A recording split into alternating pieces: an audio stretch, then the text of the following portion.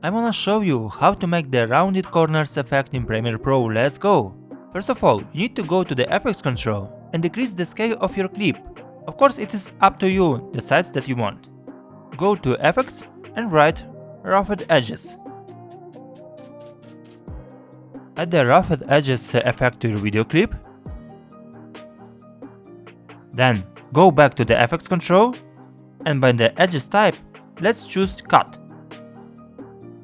Change the value by the fractal influence to 0.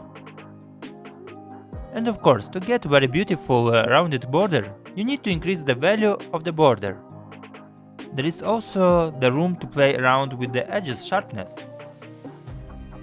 Or in case if you wanna make something specific, you can play with the fractal influence. Perfect, let's see the result. Help to grow this channel, put a like and subscribe.